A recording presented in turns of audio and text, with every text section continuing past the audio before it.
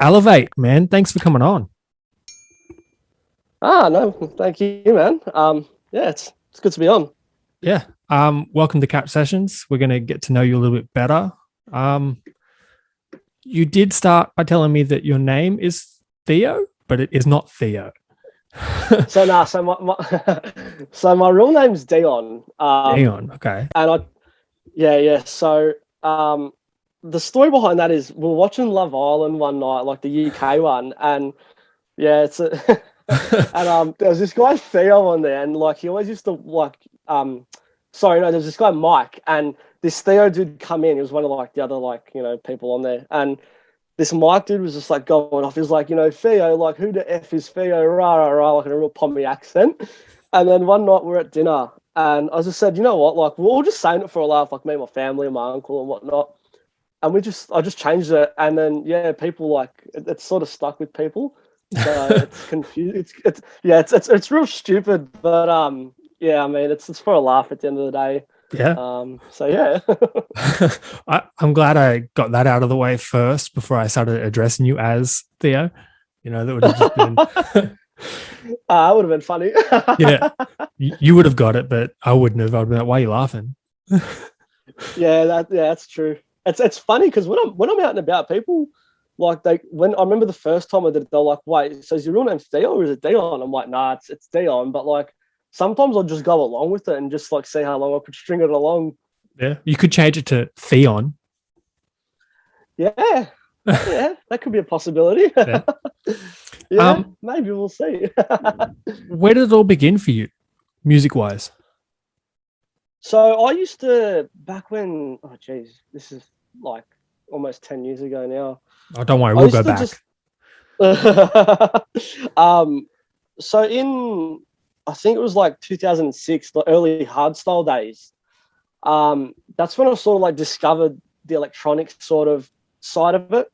And I was like, what is this? This is just amazing. And then a few years later, the whole like electro movement with like, Barbara Streisand and Duck Sauce doing all that. And so the electro housey sort of movement that really come along, Richard Vision, Static Revenger, those types of artists. I fell in love with it. And then a few years later, the Melbourne sort of stuff come along, and I was like, this is the best thing since sliced bread. Yeah. And I think that's where the passion sort of started for the whole like. I always love music, yeah. Like everyone loves listening to music, but 3 years after that was when I decided, okay, I want to become a DJ and see where it takes me. Yeah.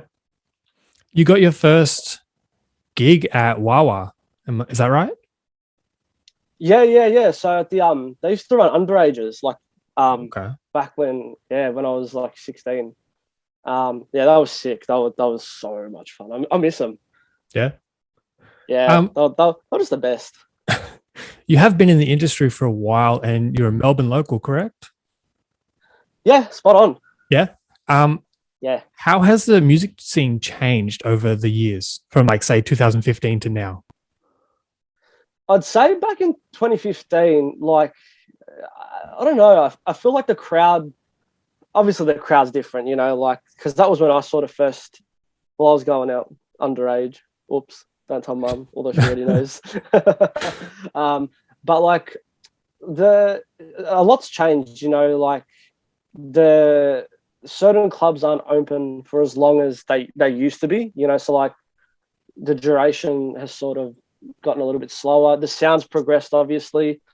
Trends came in and sort of faded out. Yeah, I don't know. It's changed a lot. I think public transport being available 24/7 sort of stunned like that a little bit as well and had a bit of a sort of major impact on it. Because obviously if you go out on a weekend, after like midnight or 12:30 or something, there used to be nothing till like 7, 8 a.m. So it was like you were forced. It was like a forced incentive to stay in the city and just party. That's why quite a few venues would have these recoveries that went to 8, 9 a.m. and then you'd have jungle go till like midday, 1 p.m. even. So it's changed quite a bit, but yeah, it's cool. It's still good fun. I love it. You know, it's sick. Do you think it's changed for better or worse? That's a tough one, actually. Yeah. That's a very good question. I don't want to piss anyone off here.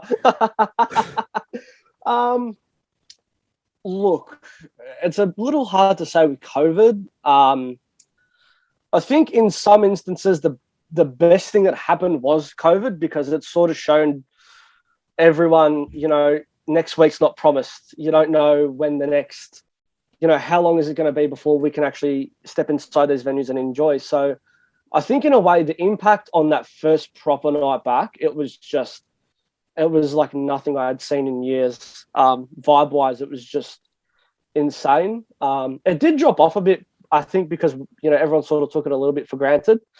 But yeah, probably to answer your question, I don't know. I have to sit on the fence a little bit with that one. Am I allowed to sit on the fence? Yeah, no, that's Can cool. I? Yeah.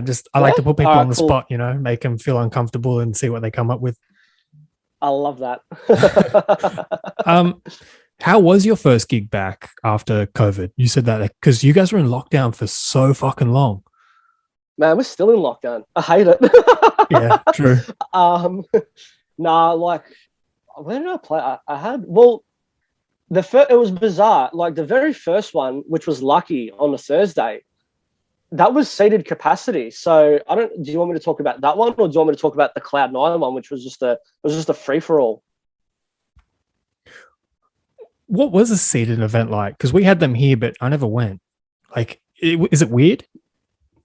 Yeah, like it's just, you know, you have this big sort of space, and then there's just trestle tables on the dance floor, and it's like you're looking at it and you're like, you know, on this massive stage with all these lights and everything happening, and you're like, what the hell? Like, you know, it was an experience, I'd say. But and there's a sort of one positive thing. Well, besides obviously playing, I enjoyed playing just out in general. The one sort of positive I took from it was, you know, although there was only like I think 50 or 100 people there, it felt like they made it feel like the room was full, which was, you know, it was quite amazing, because yeah, it was, you know, it was just incredible in that aspect. But yeah, it was just the look was just weird and bizarre, and it was just the first. It was weird. And what was it like, you know, not being able to go out and do your usual stuff or what you do on the weekend and being in lockdown? Like, how did that affect your mental health? That's a great question, actually. I love that.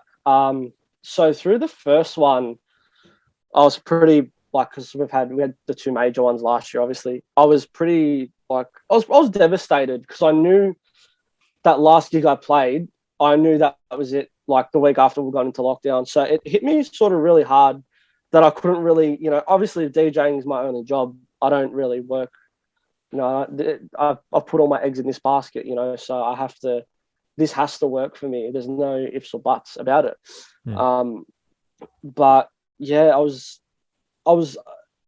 had the mindset of let's just do the lockdown now, get it out of the way, and move on as soon and as fast as we can.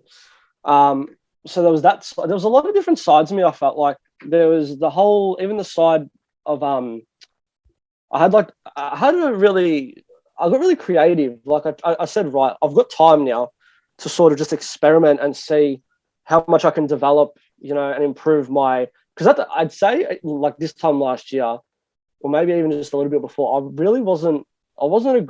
don't consider myself an amazing music producer. I'm getting better though. But I just look at the tracks I was making back then to now, and because I've put in that little extra time that the lockdowns have given me, it's helped me really develop and sort of hone in on that side of things, which was good. In the second one though, like I was just a complete mess. I think my head was all over the shop, and I needed I'll be honest with you, I was just unfollowing people like left, right, and center. Like and it was just over like the dumbest things, you know, that I look back on now and I'm like, wow, like was I really that petty type thing? But I also took a lot of growth from that. So that was sort of one of the positives that I took from it, you know. So yeah, it was good and bad. Yeah, just unfriending all your friends up in Queensland. It's like, fuck you, why do you get to party? Yeah, legit. Fucking Yeah. assholes. Are we allowed to swear in this? I don't know if we're allowed to Yeah. swear. Yeah. That's fine. That's fine. I don't mind. I sick because I've been refraining from like dropping f bombs. So No, it's cool. Yeah, that I should really tell people because they always ask. But yeah, no, it's cool. But you said you were kind of struggling in the second one. Did you have family around you, or like do you live with your family, or do you live by yourself or partner? yeah. No, so I wish I had a partner. Nah, so I'm still at home. I'm still living in a room at my folks' place. So I've got it's me, mum, dad, and my younger brother. So yeah, it was just us. I mean, yeah, we sort of had each other to lean on, but even that it gets testing at times. That goes so Man, far, like doesn't it? Yeah. it's just and just like being confined to the same walls and scenery every day. Just I'm sure you'd know being in Sydney. I don't know how tight it is over there at the moment, but it drives you just fucking crazy. Not that tight. I just went to Woolies like not long ago. Like Uh we're in I mean, lockdown. yeah, It's stay weird. at home order. Yeah. I mean, Um, look, I can't talk today. Like, I mean, for all the listeners out there, I'm probably going to cop it, but like, I went and picked up my friend. She gave me a haircut, so I've had to do a bit of driving for her. Um, yeah. well, Oops. that's all right. This drops in October, so hopefully you guys are out of lockdown by then. Fingers crossed. Hopefully, Fingers yeah. crossed. Who's your biggest Praying. inspiration on like getting into all this? Oh wow. That's another good question. I wouldn't say I have sort of a just one. I have multiple. Um, I'd say at the start it was Sparks, because he sort of carried and still is carrying the movement of the whole Melbourne sort of sound. But as time sort of progressed and as I sort of matured a little bit more and you see more artists, live and whatnot, Heath Renata really sort of played a big impact in what I play my sets, what I make and whatnot. I'd say even Zach DePetro, Travlos, Johnny Canick, they're the boys that I still look up to. Although I'm friends with almost all of them, I still look up to them quite a bit. They're my favorite people to go and watch play. Yeah. Even so, orchestrated as well. So I have to include the Orc boys, Adam and Dean. Yeah, Yeah. they're cool. What's So it like yeah, playing alongside like big names like that? I haven't played alongside Sparks yet. That's the ultimate goal. Playing against Haste, like I was sort of a little bit nervous. I remember it was 2 years ago on my birthday, actually. I think 2 or 3 years ago. I was a little nervous because it's like you don't want to disappoint the art, like you don't want to disappoint him because he's putting his eggs in one Mm. basket, going, well, hey, I'm trusting you to sort of play with me. But it was good. Like I played with Johnny, I think a couple times, Zach maybe once, and I've versed Travlos a handful of times as well. And it's just so much fun, like those blokes are they're on another level. And that's the level that I want to go to. I want to really reach their level and take it even further. It's such an honor, just I still pinch myself that I get the opportunity and that promoters give me that opportunity to really sort of, play with these guys who have been around a lot longer than I have. Yeah, because you ended up on the flyer for Sparks Mania, didn't you? Yeah. Yeah. Did you That's make it up sick. there, or has that not happened yet? So Sparks Mania hasn't actually happened yet. The one in Melbourne, the one in Brizzy did. Okay. We've had to move it quite a bit due to the lockdown. So Yep. it's a bit unfortunate, but yeah, that's one that I'm pinching myself for. I was really excited for that one because I was playing a billboard. So like obviously, supporting Sparks and playing a billboard is huge. Hmm. So yeah, I think they moved it now. I'm not sure. You probably know more about it than I do. I can't remember, man, to be honest with you. I What can't was? keep up anymore. Yeah, everything comes and goes. It's crazy. All days just Oh, merge into one. oh man, it's nuts. What was it like getting that news? Like, Um, well, I believe it or not, I actually had no idea I was getting booked for it until someone messaged me. Like one of like my mates messaged me and is like, "Congratulations," and I'm like, "For what? What the fuck did I do?" Like, yeah, sweet, cheers, man. He's like, "Well, don't you know?" I'm like, "No, tell me." And he's like, "Oh, you're playing at Sparks Mania." I'm like, nah, bullshit. He's like, "Yeah, dude." So I looked it up, because I didn't believe him. I'm like, "Nah, man, you're pulling my arm here." And I looked it up, and when I see my logo on it, I was like, "Holy shit!" Like I'm supporting the big. I've supported him before, but like I'm supporting him again. So I was like, and it's like in his hometown of Melbourne, so like it's just gonna be nuts. Yeah. Have you? That's, I don't want to bite any toes here, but that sound agency, have they given you more opportunities than what you would have by yourself? yeah, yeah. That's a good question, actually. Yeah, that sound they've helped me quite a bit. Um, they've been real good. From the get go, there was sort of really, just it was just basically, just let me do me type thing. They've gotten me some good gigs, like Mildura. I played in Mildura just before we went into the June lockdown. That was so much fun. I don't remember much of it, but yeah, it was great fun. With Dwayne and Mads, and then there's a bunch of I think honestly I can't remember what they've like how much they've booked me for, but they've definitely helped grow my fan base and helped me grow as an artist. I feel and how I even just approach the whole scene and my look on it. So it's been good, man.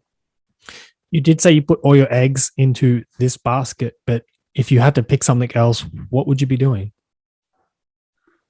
That's a good question. I used to play soccer when I was younger, so maybe a soccer player. Yeah. Um, I still play indoor. I play indoor every Wednesday when we're not in lockdown. So I still love the sport, but I don't know. Probably besides that, obviously this is a tough one, but like probably an F1 driver. I've been getting into that a little bit more lately. So, yeah, definitely an F1 driver or a soccer player.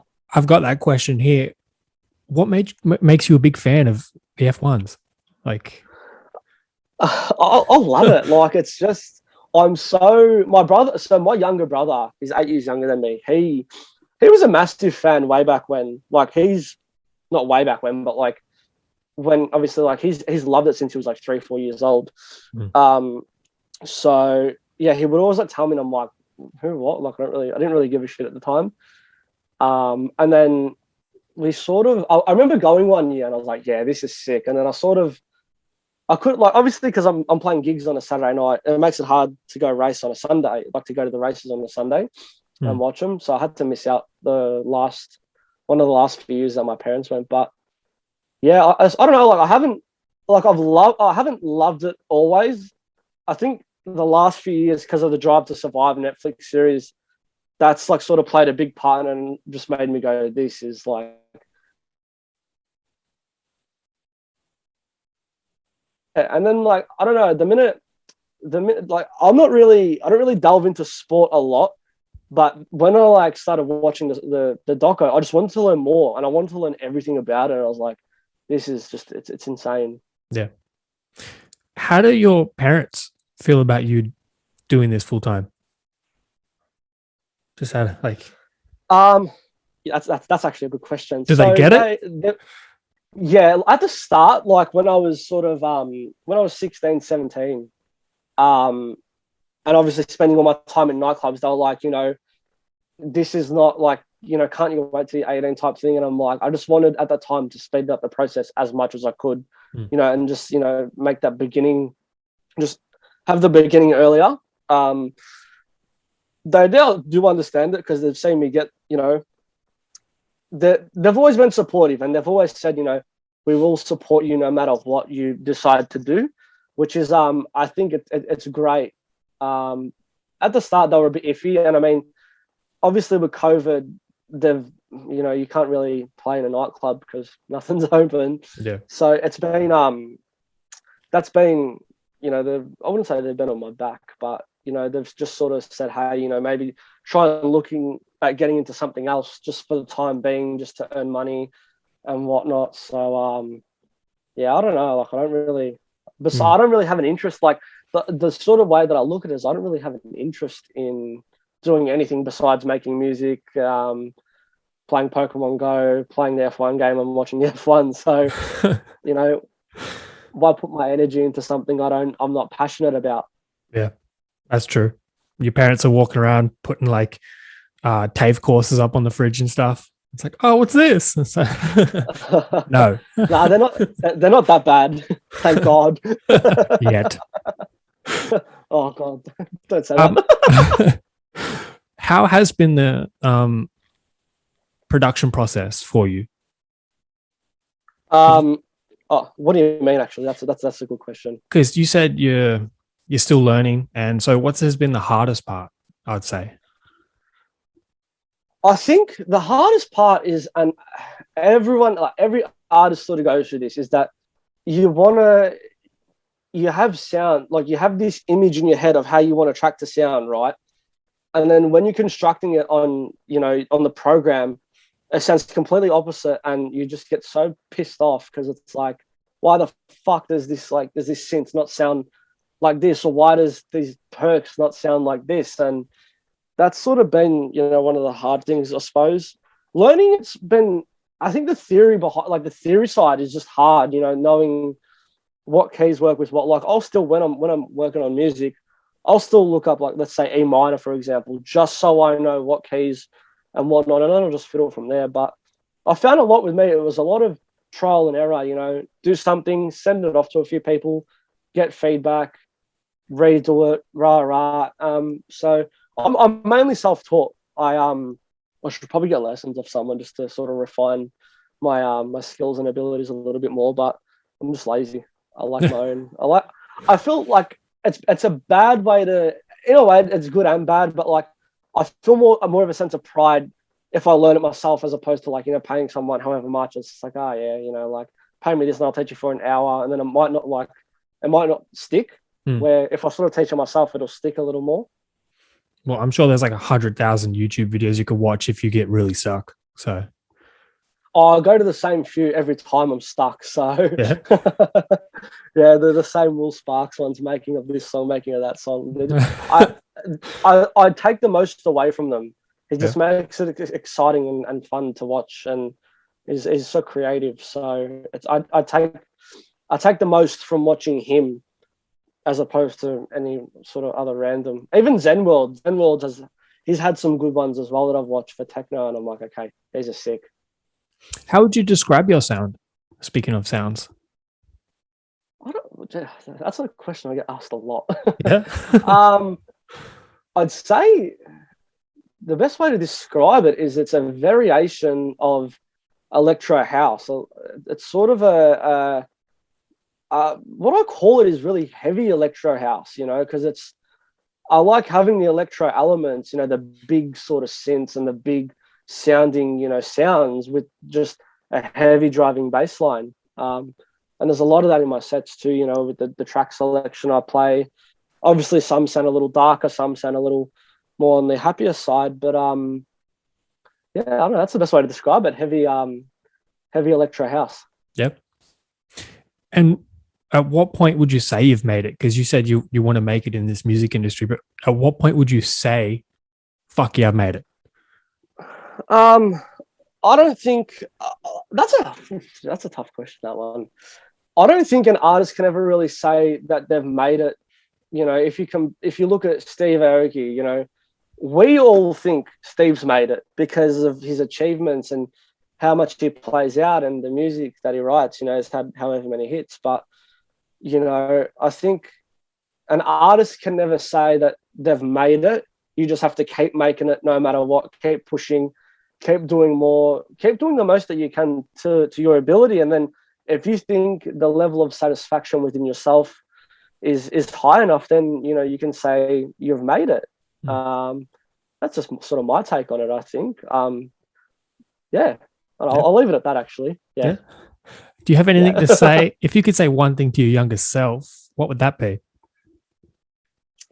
Oh shit! Just in general, or about like music, or anything? Oof. That probably doesn't help. I don't want to piss anyone off. That's the main thing here. I don't want to wear like an ex-girlfriend watches this or something. Jesus fuck. Yeah, don't go out with One thing I Casey. could say. One thing I could say to my younger self: keep hustling, don't stop. Believe in what you're doing, and just don't stop. Keep going. Yeah.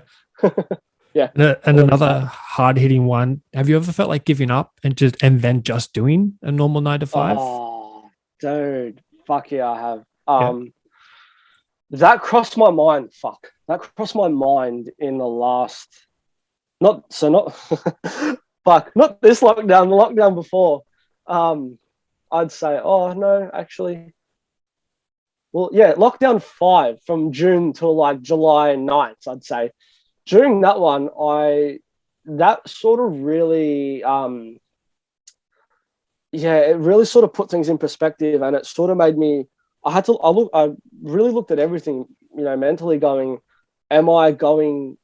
Is this the right? Is this the right path for me? Is everything I'm doing, all the hustle, all the grinding, is it going to pay off? Am I going to get there? And I just felt like COVID was just like, it's prolonging everything, and it made me so angry. And I was like, oh, pardon me. It made me so frustrated, just like, maybe I am destined to be just this ordinary person, just a normal person, having a normal job and not doing these ridiculous hours that I do. But then I looked at that and I said, yeah, nah, you know what? Fuck that shit. I was going to say, how'd you get through it? But then, yeah, it's just straight up, nah, this is what I want to do. No, that's actually, how do I get through it? That's another really good question. I just said to myself, it's a speed bump. It's just a speed bump in the long scheme of things. Don't look at the small picture. Look at the bigger picture. There's better days ahead. I mean, I hope, but there's better days ahead. There's gigs I haven't played. There's music I haven't made. There's a whole bunch of new ideas no one's even heard yet. So why not continue to build on that and just keep building and keep going and keep pushing, keep developing our sound, and hopefully, one day with a little bit of luck and a lot of hard work, it pays off for me. Yeah. Well, you never know. Yeah. I mean, that's the thing. Like Mask Wolf blew up overnight, but he grinded and hustled for years. So yeah. I mean, yeah, he's exhibit A of that, I think his song came out like 2 years ago or something. I was actually having this conversation with someone yesterday. They said, yeah, his song came out like 2 years ago, and just throughout the lockdowns, it just popped off. And it just really goes to show, anything, what isn't a hit right now, in 2, 3, 4 years time could be a hit. Like that Love Tonight song by Shouse or something, that's like popped off out of nowhere too. And it's like, it's cool, don't get me wrong, like, but yeah, it's just sort of really it makes you sort of think, okay, well, is this going to be a hit in the future? Is it going to be a hit now? I mean, I don't really think about hits. I just want to make good music, and I just want to keep, if people love it, great. If they don't, well, don't listen. When you are not being Alavate, what are you doing? You said you do a bunch of other stuff just before, but when I'm not Alavate, look, I sometimes play F1 when I'm in the mood to play F1 on the PlayStation. Lately, I've been going for a lot of walks because my brother got me back into Pokemon Go. So whatever gets you out of the house. I love an excuse to get out. I don't care where I go. Just any excuse. I just need to get out of the house. Yeah. Drive me nuts. So yeah, I mean, I don't know. Would you classify like the music making side as Alavate, or like when I'm producing? Well, you're technically still, Alavate, but like, what do you do when you're not in your studio or just? Okay. Well, yeah, I like playing darts. I've got a dartboard, so we in the summer we play.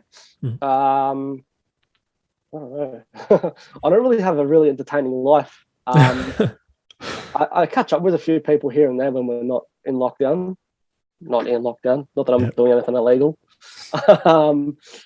But yeah, I mean, I don't know. Like, I just, yeah, I don't really. My life's not really that exciting. It's sad, I know.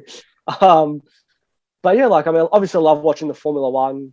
I love playing, on my PlayStation. I've got a bunch of series that I watch. Like, I'm watching Titans at the moment. Um, I'm rewatching the Kardashians. That'll give you some ammunition to fire at me. Yeah, I never would have predicted. Like that's just no. I only watch the Kardashians because Kendall Jenner's in it, and like she's just perfect. Fair enough. I thought you were going to say for Kanye. Well, yeah, and Kanye too. Yeah. He is like he's killing it at the moment, Kanye. Yeah, he won a bunch of awards on streaming platforms. Most Even streamed in 24 hours. Yeah, that was ridiculous. I wanted to listen to it, but I couldn't really. I don't know. Everyone's like, "Oh, it's on Spotify." I'm like, I don't know how to operate Spotify. Like, I'm old What? school. Like, yeah. I'm man. I don't. If I want to listen to a song, I'm like YouTube. You know, you got songs on Spotify, right? Yeah, but yeah, I don't know how to use it, but I mean, they're on there. I just like, oh yeah, cool. I mean, hey, if other people are listening to them on Spotify, great. I don't know how to use it. I've like no clue how to use it. I find it very it's just hard to navigate if you don't have premium. So I'm like, well, I can't really afford Oh, premium. yeah, if you don't have premium, it's a bitch. But Yeah, yeah. that's why I don't know how to navigate it. Like you can't listen to anything that you want to. It's like, oh, I want to listen to this album, and you click it, and it'll play something random, and then throw random songs in the Yeah, mix. puts it in a queue, and I'm like, what? Yeah. I just wanted to listen to this. Like, I don't want to listen to all this other stuff. How'd you come up with the name Alavate? I actually didn't. My best mate when I was 16, and if he ever listens to this, he'll know that this is about him. I'll give him a shout out after I've told the story. So my best mate Jake at the time, we're on the phone and we're brainstorming DJ names, and I'm like, I don't. What do I call myself? What's this alias? What? And I had a bunch of like names on my iPod at the time, and he goes, "Nah, call yourself Alavate." I'm like, "That sounds cool. That sounds sick, actually." And then I go to him, I go, "How would I spell it?" He goes, "Spell it ELE." And I'm like, nah, that sounds shit. I go, "Spell it ALA." So whenever someone comes up to me, they're like, "Oh, you spelled it wrong." I'm like, "Yeah." And they're like, they think I'm illiterate because I can't spell. So I purposely did it. It looks better. The image of it looks better with the A's instead of the E's. Well, the way you pronounce it comes off a lot easier. Otherwise, it'd be elevate. Yeah, that's the thing too. It's like yeah. Yeah, it looks weird with these. Let's get to know you a little more personally. What's your favorite food? Love a kebab. Yeah. Yeah, I love it. Do you have a regular shop you go to? Yeah. So I was spewing. I had a kebab on Monday, but my local one, we've got this place called the Stables, which is a sort of like a little shopping center about 10 minutes away from me. That was shut, and I called them like 3 times, and it didn't answer. So I was spewing. So I had to go to the backup joint, which is in another So where I'm in the north. I think like Epping, Mill Park, and Laylaw isn't too far from me, so that's where the other one was. So I had to go to Laylaw and get it. It was just a fucking nightmare. Like, fuck this. PlayStation or Xbox? PlayStation 100%. Yeah, hands down. Yeah, the best. Netflix or Disney Plus? Fuck. Jesus. Look, I'd have to say Netflix. I feel Netflix, it's been lacking a little lately, so I haven't really been on it, but there's more of a variety. It's just more, I feel anyways, I can skim through stuff a lot quicker, and there's just more variety, really. There's older films, new films, new series. So Netflix, definitely. Yeah. And this is a new one I've recently put in. What's your biggest conspiracy? Yes. Yes. Okay. Here we go. Biggest conspiracy. Yeah. Let's see how crazy you are.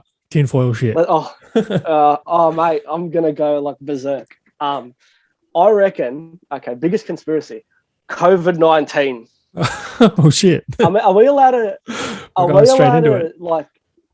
we allowed to discuss? I don't want to be like, apparently you can spread false information. So I don't really, are we allowed to, can we discuss COVID over this? I don't know. Are we allowed to?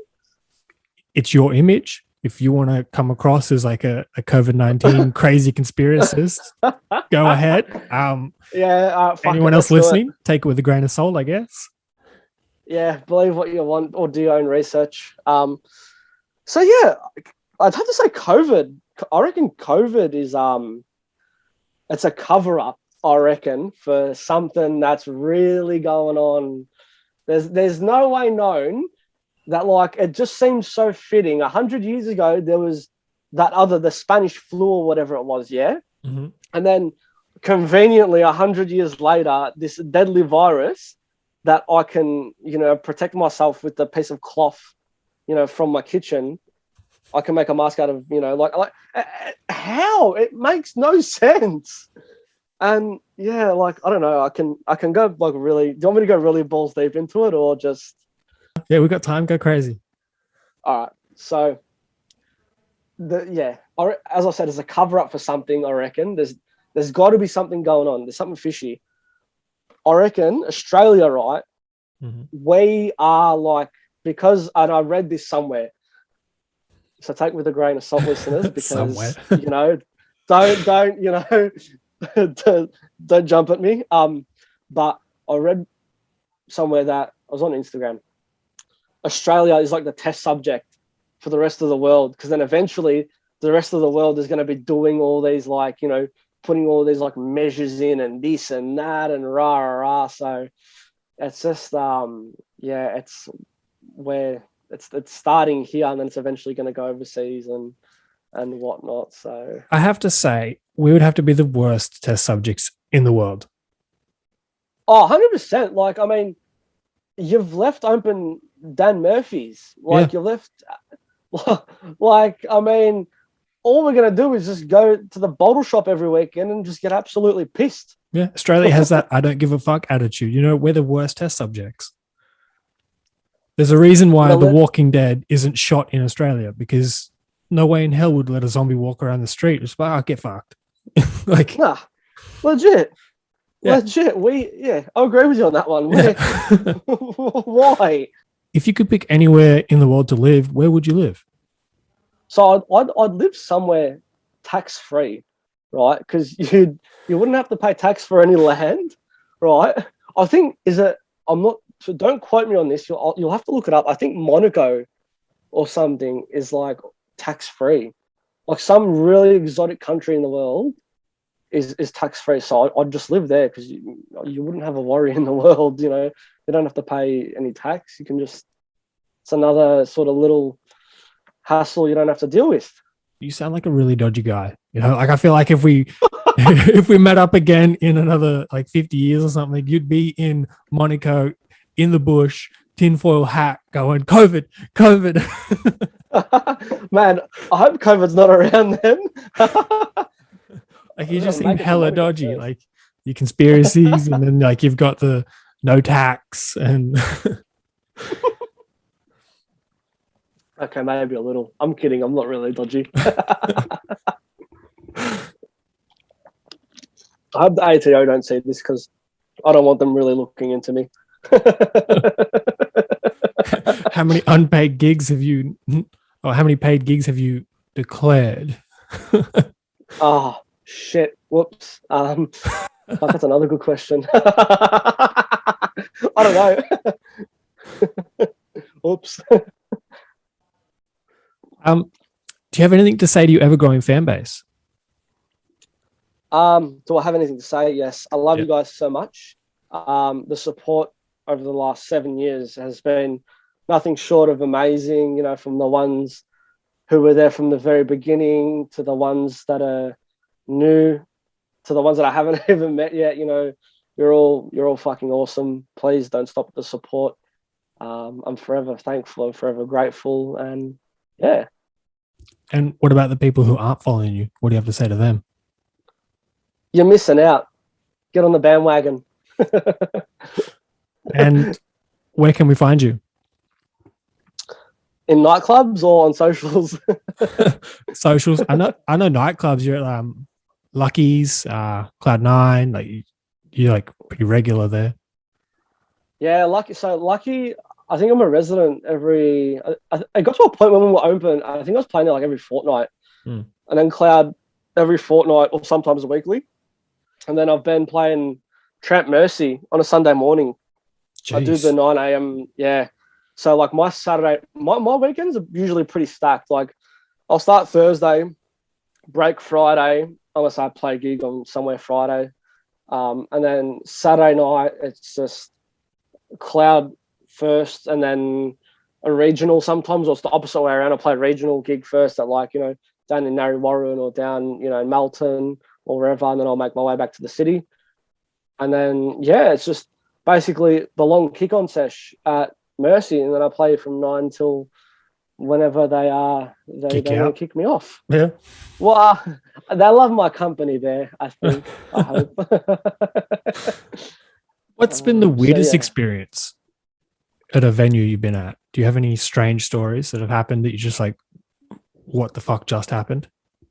Yeah, I saw some.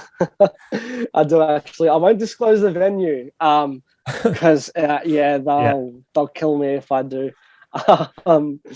But I remember one morning.